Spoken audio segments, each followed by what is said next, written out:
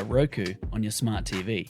Submit your own content to 1530entertainmentllc@gmail.com. Download the Millennium TV app from the App Store to stream our shows anywhere, anytime. Millennium TV.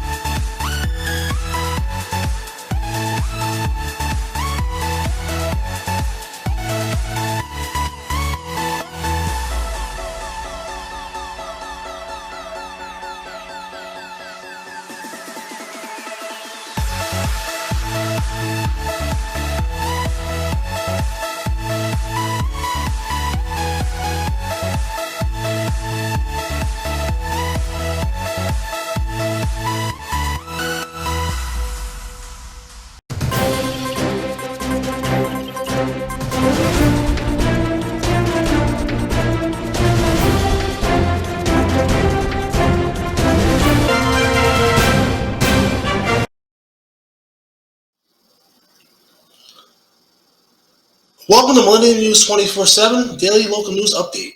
I'm with you, Cam Martin, watching news headlines. Now details at this time. The first story, a legislative investigation released Monday found overwhelming evidence that former Governor Andrew Cuomo sexually harassed and that he ordered state workers to help produce his book on pandemic leadership during work hours. The report also found that Cuomo's staff substantially revised a state health department report on COVID-19 deaths in nursing homes to exclude statistics that might have dimmed his reputation as a pandemic leader. The report was completed by lawyers from Davis Polk and Wardell LLP on behalf of the New York State Assembly Judiciary Committee. In March 2021, the Judiciary Committee was charged by Speaker Carl Heastie with determining whether evidence existed to support a finding that the governor engaged in acts that constituted serious corrupt conduct in office that may have been justified articles of impeachment. The scope of the investigation, including examining allegations of sexual harassment and other sexual misconduct, the publication of former Governor Cuomo's October 2020 book, information provided by former Governor Cuomo and his administration regarding the effect of COVID-19 on nursing home residents, and information regarding safety concerns about New York State bridges.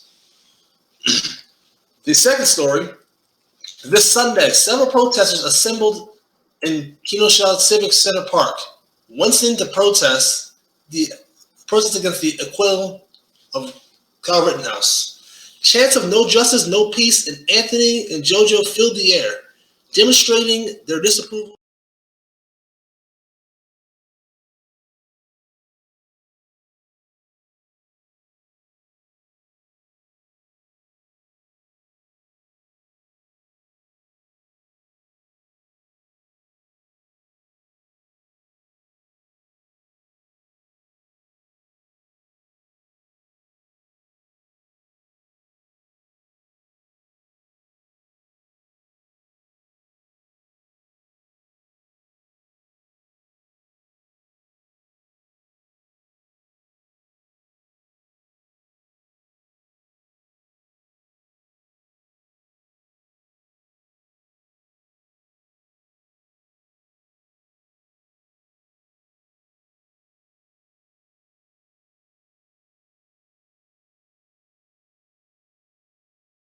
Use of dangerous weapon and failed to comply with emergency order from the state or local government.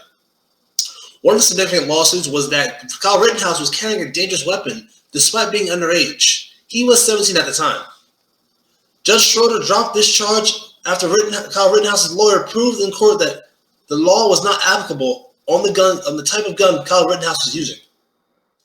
In the third story, a forceful demonstration of solidarity was striking Kaiser Permanente engineers outraged over the Kaiser chronic underfunding behavioral health care. National Union healthcare workers members, including social workers, therapists, and psychologists, fanned out to the Kaiser hospitals across Northern California for a one-day strike. The picket lines formed before dawn and accumulated with hundreds of red-clad NUHW members, along with alienated nurses and engineers, marching through downtown Oakland for a rally outside of Kaiser's corporate headquarters. I want to thank the solidarity that we had the last few weeks. Mark Sutherland, a Kaiser engineer, told NUHW members in Oakland, recognizing that several members of the NUHW members had also staged individual assembly strikes with engineers who had been on strike for 63 days. Outside a nearby Kaiser corporate office building, mental clinical nurses and engineers chanted together, "We are all essential workers." The rallies were headlined by mental health clinicals, allies including Mental Health America of California President Heidi Struck, and elected officials including Assembly member Alex Lee, Santa Clara Supervisor Cindy Chavez, San Francisco Supervisor Connie Chan, Santa Rosa Mayor Chris Rogers, and Councilmember Natalie Rogers. Eddie Alvarez and Victoria Fleming, Sacramento City Council member Katie Valenzez, Oklahoma City Council member Carol Fife, and Daniel Cobb. Contra Costa Supervisor John Gioli. When Gioli told clinicals, "I know you don't like having to tell your patients we cannot make your next appointment for another month." One clinical responded, 3 months. Friday's solidarity strike was an opportunity for clinicals to support the engineers who went on assembly strikes with the NUHW, and also informed the public that Kaiser was refusing to consider contract proposals to dramatically increase mental health staffing and improve access to care. You can say you are bargaining in good faith, but the results and what shows up out here, Jason Lechner, an addiction medicine therapist, told KPI X5 from Oakland Picket Line. Mickey Fitzpatrick, a psychologist at Kaiser Pleasanton, told Mercury News his next appointment isn't until January. "We are grossly understaffed, caseloads of exceeding into the hundreds," Fitzpatrick told the newspaper. "It's unethical to force clients to wait 1 or 2 months, sometimes even 3 months, for therapy appointments, and it's incongruent with their standard of care that suggests for therapy to be effective for clients to be seen as intervals of 1 to 2 weeks." Joanna Moncourse told the paper that long waits for care can have devastating implications for patients.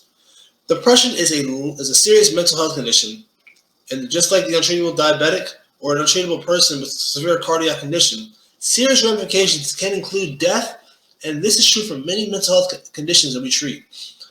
At the San Francisco rally, Carrie Levin, a Kaiser social worker in San Rafael, chronicled the deterioration of Kaiser's mental health services.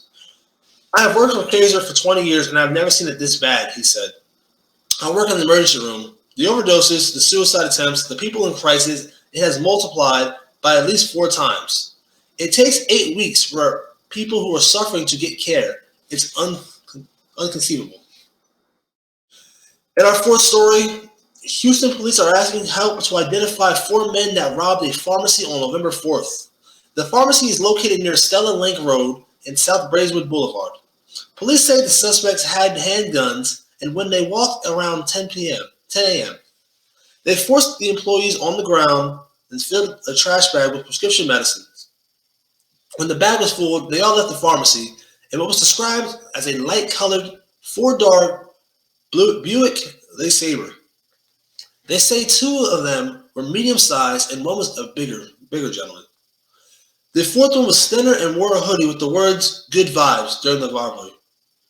Crime Stoppers is offering up to $5,000 for any information on the leads to any of the suspects getting charged or arrested. Anyone with a tip on this case should call 713-222-TIPS or go to www.crime-stoppers.org. Tipsters remain anonymous. A short break from the daily English news of Millennium News 24/7. Stay tuned. Millennium TV, bridging communities worldwide. We broadcast diverse international content from Europe, Asia, Africa, and now right here in the USA. Watch us via Roku on your smart TV. Submit your own content to 1530entertainmentllc@gmail.com. Download the Millennium TV app from the App Store to stream our shows anywhere, anytime. Millennium TV.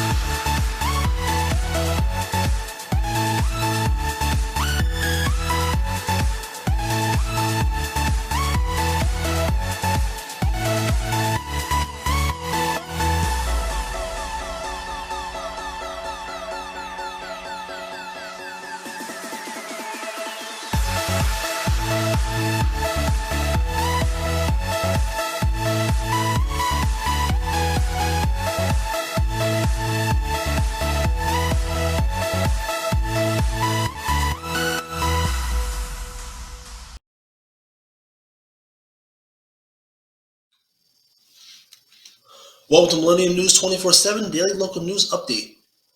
It was another violent weekend in the city of Oakland, highlighted by a 10-hour stretch of illegal activity, including a deadly officer involved in shooting, murder, brazen robberies, and illegal slideshows. Now Oakland police say that they have a plan to crack down on crime. The violence seems to be getting worse every weekend, and officers are even caught off guard by the escalated use of guns. At a press conference Monday, reporters asked Chief LeRon Armstrong about the brazenness of the suspects. "I think they have learned over the pandemic year that they haven't been held in custody for possession of firearms and the use of firearms," Chief Armstrong replied. "So I do think the criminal justice failure in that way is because we haven't held very dangerous people in custody for a very long time, and now it's not intimidating to come out and drive with a firearm. And it's not intimidating to use those firearms because there's not much accountability right now." Just over the weekend, hundreds of cars in roving robberies caravans engaging in shootouts with security guards and officers. A carjacking and pursuit ended with officers shooting and killing the suspects, and Oakland suffered its 124th homicide. Beginning Thanksgiving weekend, the chief has pledged to deploy tactical teams throughout the city and has extended staffing. But he says he also needs the city's help. "I'm asking the city council members to step up and start having a conversation about the loss of life in this city. Beyond the politics, whether you support the police or not, there is a clear problem in this city," he says. In our sixth story, authorities in San Francisco announced 4 people were arrested and nearly 24 firearms were seized last week in connection with an alleged gun trafficking operation. Search warrants were executed at homes in the Bayview and Southern Districts Tuesday as part of a joint operation with the Bureau of Alcohol, Tobacco, Firearms, and Explosives, the San Francisco Police Department, and San Francisco District Attorney's Office. During the raid, 21 guns were seized, along with ammunition, high-capacity magazines, and other firearm components. Some of the seized firearms were found to be stolen, authorities said. Authorities said also these firearms, narcotics, and other items were seized from 2 homes in San Francisco on November 16, 2021. 4 people were arrested. In a quote from the San Francisco District Attorney's Office, "This joint operation where our partners at ATF and in the San Francisco District Attorney's Office will hold these firearm traffickers accountable and send a strong message about our shared commitment at every level of law enforcement to turn the tide on gun violence here in San Francisco," Police Chief Bill Scott said in a statement. Scott noted that nationally, 2021 is on pace to be the worst year for gun violence in decades, and that San Francisco was no exception to the national trend. Authorities said warrants were served following an investigation into social media accounts offering firearms for sale. Some gun traffickers even have turned off social media platforms to sell dangerous weapons accessible to anyone in the public, including people prohibited from owning firearm weapons. District Attorney Chessa Bowden said, We are committed to holding those who endanger our community by selling and illegally owning guns accountable, and on working to get guns off the street before violence occurs, Bowden went on to say. According to the district attorney's office, John Sombrero and Kakamine were arrested at the Bayview district residence. Prosecutors say Sombrero faces numerous charges, including 17 counts of being a felon in possession of firearms, being a felon in possession of ammunition, being armed while possessing narcotics, along with the possession of a controlled substance. In the seventh story, the estate of Diane Lai filed a complaint October 13th in the Suffolk County Superior Court over the fatal accident in Boston. The defendants are ATC Transportation Group, Incorporated, Above All Transportation Incorporated, Matthew Coyle, Crosby Schillinger, Small Ridge LLC, and McMahon Associates Incorporated, who are all charged with a wrongful death, vicarious liability, and respondent superior in neglecting hiring, supervision, training, and retention. According to the complaint, on September 11, 2019, Diana was visiting Boston to see her boyfriend. She was waiting at a corner with her boyfriend when the pedestrian sign signaled and displayed a walking person in white, and both began to cross the intersection, the suit says. Unknowingly to the couple, the timing system in place utilized concurrent pedestrian phases that give the signal to cross while convicting with vehicular traffic is permitted to proceed through those intersections at the crosswalk at the same time, the suit says. The couple were a little over halfway through the intersection when Diane was hit and dragged under a van. Diane did not survive the impact and was pronounced dead at 9:54 p.m. due to internal injuries. The estate of Diane Lee seeks damages and is represented by Jeffrey N. Catalanos and John A. Hammerstrand. In our eighth story, a Bexar County's grand jury has indicted a man for the murder of a San Antonio mother of four. Reyes Herta Gallegos has been indicted by a grand jury for the murder of his wife, Cecilia Herrera. The 37-year-old was arrested by the police back in August in connection to Herrera's disappearance. The indictment alleges that on July 7, 2019, Gallegos intentionally and knowingly caused Cecilia's death. Cecilia was 30 years old when she vanished on July 2019. If convicted, Gallegos faces life in prison. Gallegos is still in custody at Bexar County Jail under a $250,000 bond. A short break from Daily English News, Millennium 24/7. Stay tuned.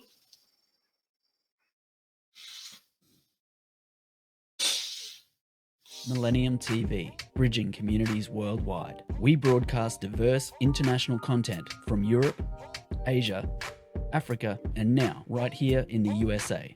Watch us via Roku on your smart TV. Submit your own content to 1530entertainmentllc@gmail.com. Download the Millennium TV app from the App Store to stream our shows anywhere, anytime. Millennium TV.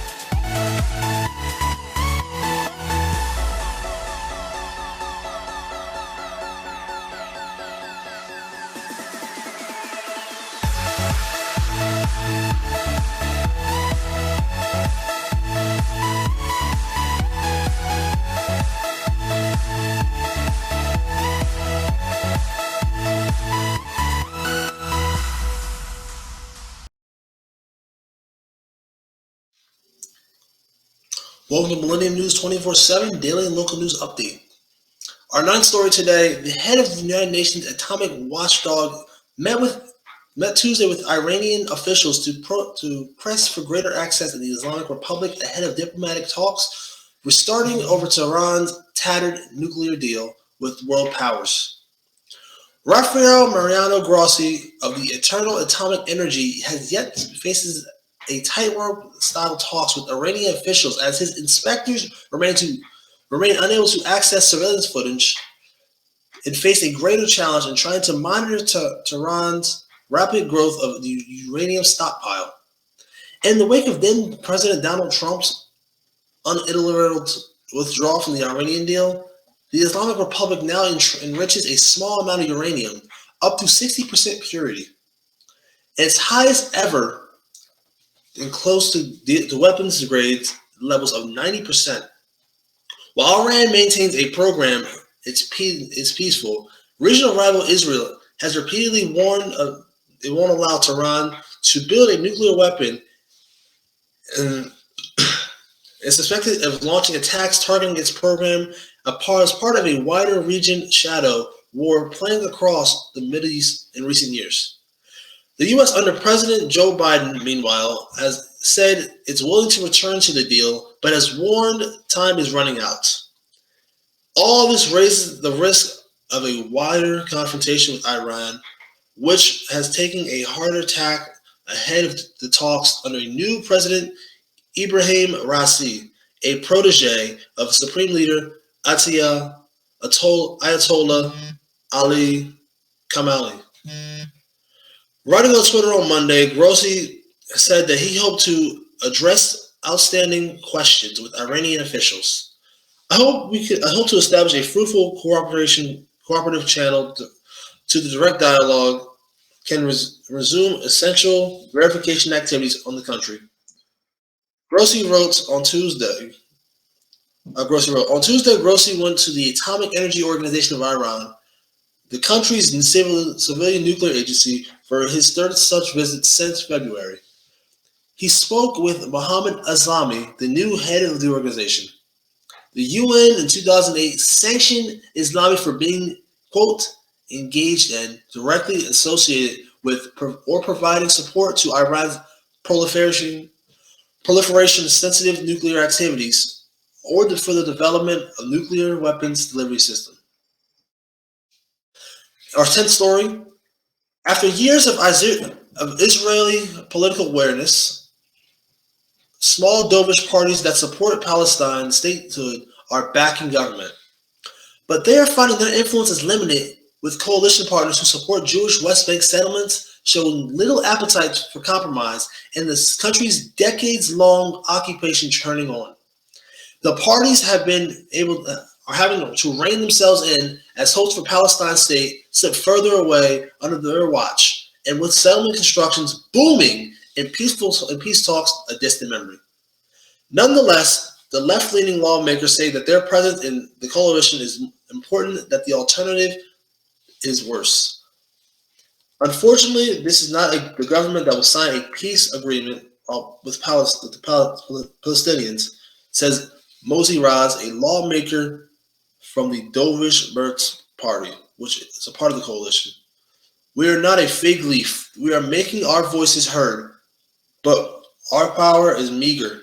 Israel coalition government formed in June after a lengthy political crisis is a fractious college of our parties from across the political spectrum, bound by the goal of keeping former Prime Minister Benjamin Netanyahu out of power.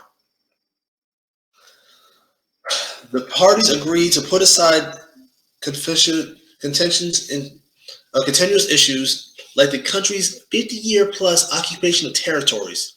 Palestine wants for their state, choosing instead of focusing on less divisive issues like the pandemic, the economy, and the environment. Yet the occupation grinds on. Under the current government, Israel has moved ahead on building thousands of homes for shelters in the West Bank. Its defense minister has outlawed 6 Palestinian rights groups allegedly linked to militant factions. Radical settlers have stepped up violent attacks on Palestine and the occupied West Bank as Israeli soldiers stand by or assist the settlers. Prime Minister Naftali Bennett, who once headed the country's main settler lobbying group, rejects the idea of a Palestinian state, and the Palestinians remain deeply pessimistic about the near future term. In our 11th story, trapped in conflicts, the children of West and Central Africa are most recruited by armed groups in the world and are also said to have had the highest number of victims of sexual violence, says a report released on Tuesday by the United Nations Children Fund. For 5 years, the region has seen an increase of conflicts in which more than 21,000 children have been recruited by government forces and armed groups, says the report. In addition, more than 2,200 children in the region have been victims of sexual violence since 2016, says the report. More than 3,500 children have been abducted, making it the region with the second highest abductions in the world, said the report. The numbers and trends are extremely worrying for the current and future generation of children. Marie-Pierre Poirier, UNICEF's regional director for the West and Central Africa, told the Associated Press, not only are grave violations against children perpetrated by parties who have conflicts not stopped across the West and Central Africa, but we have seen a spike over the past 5 years, with a 50% increase in total number of verified grave violations since 2005. When the UN established a system to monitor and report on serious violations against children, such as recruitment, abduction, rape, and attacks on schools and hospitals, 1 of 4 violations were globally committed in West and Central Africa, says the report. In conflict-affected countries such as Burkina Faso, Central African Republic, Cameroon, Chad, Congo, Mali, Mauritania, and Niger, violence has had a devastating humanitarian consequence for the children and communities. With the pandemic exacerbating the situation, said UN, more than 57 million children in need of humanitarian assistance, a number that has doubled since last year as a result of conflict and the virus. While some countries have been a concern for nearly a decade or more, there are 3 new areas of concern: Burkina Faso, Cameroon, and the other countries surrounding Lake Chad, according to UN's annual report on children and armed conflicts. Our 12th story: former South Korean military strongman Chung Do-hwan, who took power in 1979 coup and brutally crushed the pro-democracy protests before going to prison for misled while in office, died Tuesday. He was 90 years old. Chung, who suffered in recent years from Alzheimer's disease and had blood cancer, was declared dead after a heart attack in a Seoul home, police and emergency services said. Chung's death came a month after his army friend and ex-president Roh Tae-woo, who also played a role in the key role in the coup, died at age 88. Roh succeeded Chung as the president by winning the democratic election in 1987, which was considered the start of South Korea's transition to democracy, following decades of military-backed dictatorships. Chung was an army major general when he seized power in December 1979 with his military cronies. Tanks and troops rolled into Seoul in a coup that came less than 2 months after his mentor, President Park Chung-hee, was assassinated by his own intelligence chief during a late-night drinking party after a harsh 18-year rule. Chung quickly consolidated his power by launching a deadly crackdown on civilian uprising in Gwangju, then spelled it Kwangju. His government also imprisoned tens of thousands of students and others, saying it was rooting out social evils. Government records shows that the military attack on Gwangju resulted in the deaths of about 200 people, but activists say far more civilians died.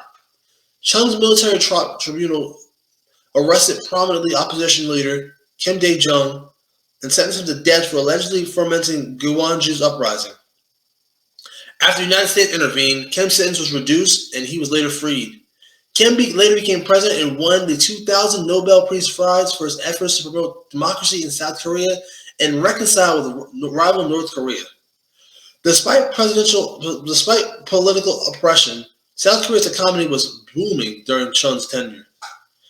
He introduced several liberating measures, including an end to Korea War era curfew and easing of restrictions on overseas trips. To get Washington's endorsement of his military backing, purported a plan. He reportedly dropped Park Chung Lee's purported plan to develop atomic bombs and no longer needed long-range missiles. Chung sought reconciliation with North Korea by seeking a summit talks with then-leader Kim Il-sung, the late grandfather and current leader Kim Jong-un. He also approved exchanges of visits by families separated by the 1950 to 1953 Korean War and accepted a rare offer from flood aid from North Korea. A short break from the Daily English News Millennium News 24/7. Stay tuned.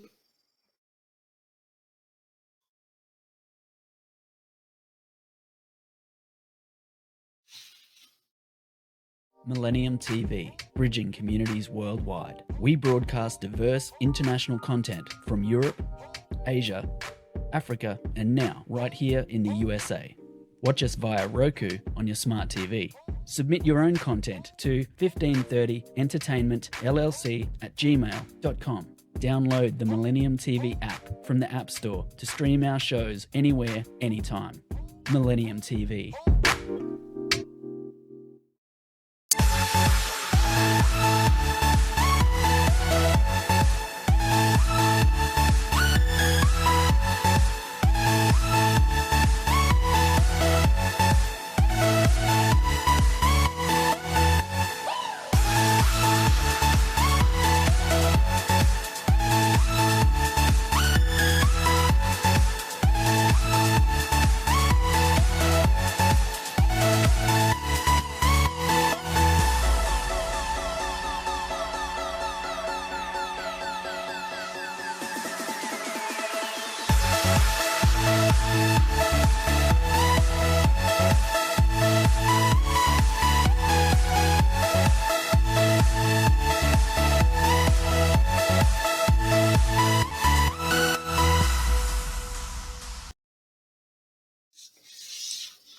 Welcome to Millennium News 24/7, Daily Local News Update.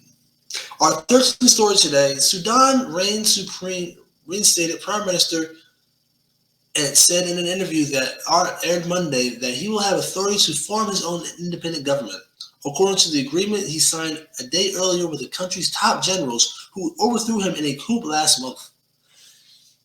In comments made during the interview with Al Jazeera English satellite channel, Hamdok said he foresaw the next government as focusing on rewriting the country's constitution and holding elections on time. On Sunday, Sudan's deposed prime minister signed a deal that would reinstate him almost a month after the military coup put him under house arrest. The agreement envisions an independent, technocratic cabinet to be led by Hamdok until elections can be held. Even then, it would still remain under military oversight. But Hamdok claimed he will have the power to make government appointments. This is a key part of the political agreement we signed, Hamdok said in the interview, that the prime minister should have the power and authority to form an independent, technocratic government in complete liberty without any pressures. In response to Sunday's deal, thousands of Sudanese took to the streets to denounce what many have called the betrayal of democracy, of democratic cause by their former prime minister, who had been the civilian face of transitional powers since it took power after the 2019 popular uprising, deposed of longtime autocrat Omar al-Bashir. The country's leading political opposition parties said that they have vehemently refused the deal with the generals. Hamdok said that on Sunday, during the signing of the agreement with the military, his main goal was to stop the ongoing bloodshed of the country's youth. According to the Sudanese doctors, at least 41 people have been killed so far in the anti-coup process. Sudanese doctors said earlier Monday that security forces have targeted hospitals, blocked the injured protesters from treatment since the military seized control of the country last month. Security forces have stopped ambulances, entered two emergency rooms, to arrest patients, fired tear gas, and at least 2 hospitals as well. In Khartoum since October 25th scoop, according to a report by the United Office of Sudanese Doctors, a coalition of medical workers. The Sudanese Doctors Committee, the group that released a new death toll, said the latest victim was a 16-year-old killed by a gunshot to the head as he was protesting the new power-sharing deal between the military and the country's deposed prime minister on Sunday. The group tracks protested related deaths. In our 14th story, Ethiopia's Nobel Peace Prize winning minister says that he will lead the country's army from battlefront beginning Tuesdays in a dramatic new step devastating year-long war. This time when leading a country with the martyrdoms needed, Prime Minister Abiy Ahmed said in a statement he posted on social media Monday night, with rival terror forces moving close to the capital of Addis Ababa, his government declared a state of emergency earlier this month, as an estimate of tens of thousands of people have been killed in the war between Ethiopia and allied forces and fighters of the country's northern Tigray's region, who have long dominated the national government before Abiy took office. The United States and others have warned that Africa's second most populous country could fracture and destabilize the Horn of Africa. The statement by Prime Minister, a former soldier, did not say exactly where he will go Tuesday. His spokeswoman, Billion Simon, did not respond to a request for comment. In response, the spokesman for the Tigray forces, Greta Rada, said that our forces won't relent on their exuberant advances to bringing the chokehold of our people to an end. The Tigray forces said that they are pressuring Ethiopia's government to lift months-long blockade from the Tigray's region, and some 6 million people also said they want Abiy out of power. The Prime Minister statement also claimed that the West was trying to defeat Ethiopia. Then the latest pushback on what his government has described as meddling by the international community. Envoys from the African Union and the United States can continue diplomatic efforts in pursuit of a ceasefire to the fighting and talks without preconditional on a political solution. Shortly after Abiy's message, a senior State Department told officials reporters in the U.S. still believes a small window of opportunity exists in the mediation efforts. In a year's time, Abiy's government has gone from describing Tigray's conflict as a law enforcement operation, to an existential war, with Ethiopia's military reportedly weakening in recent months, and its retreat from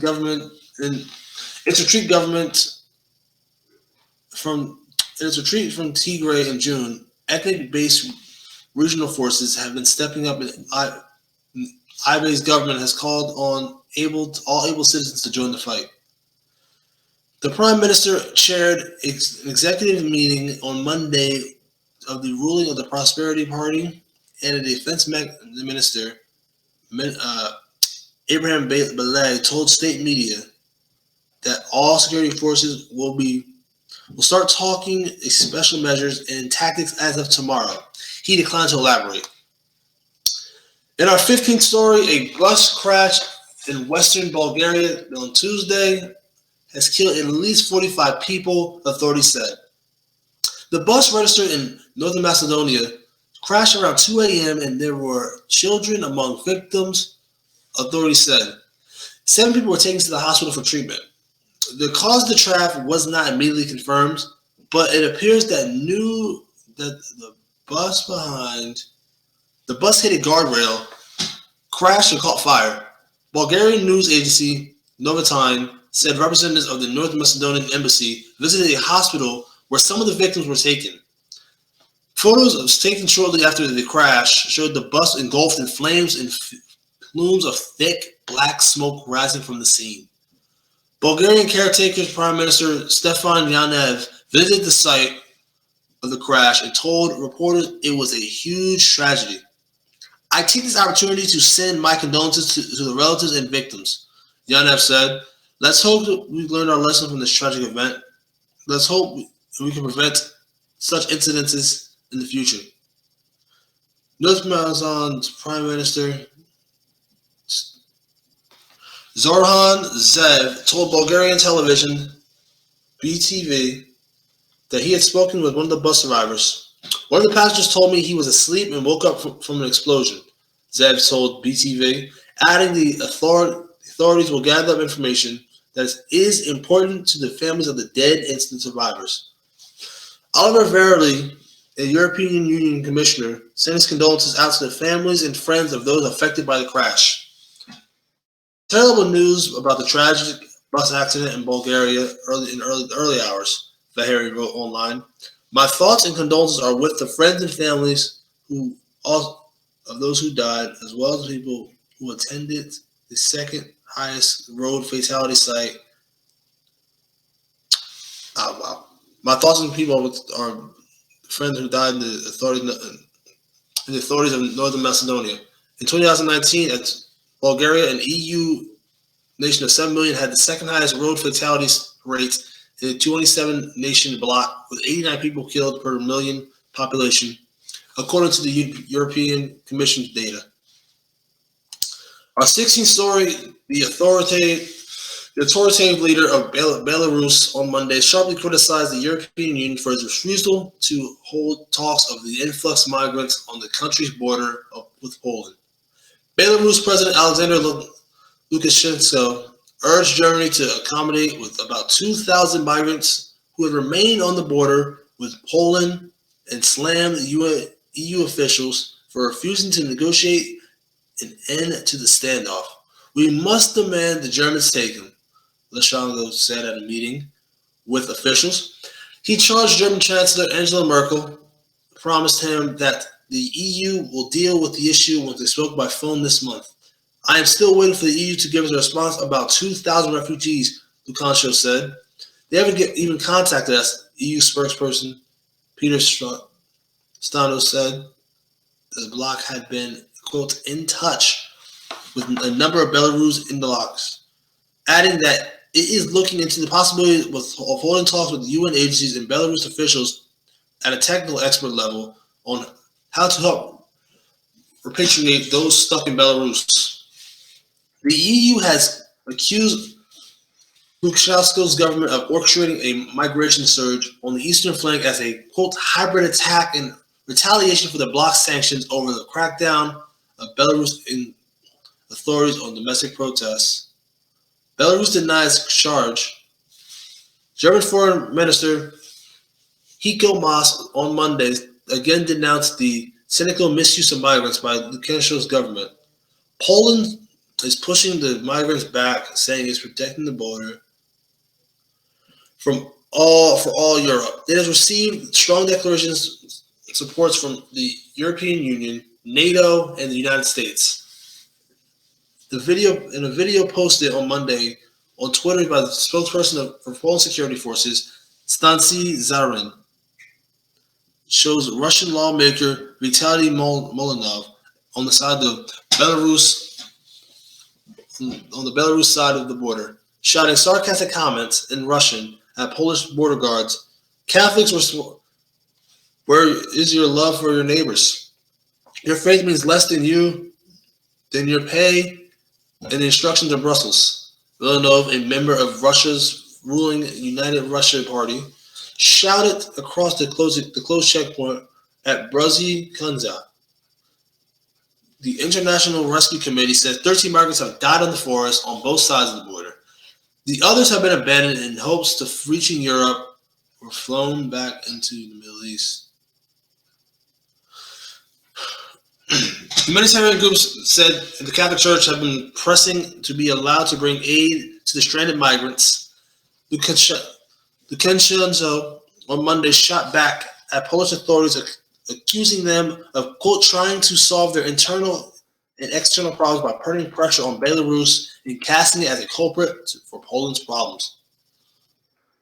This was Daily Local News Update, Millennium News 24/7.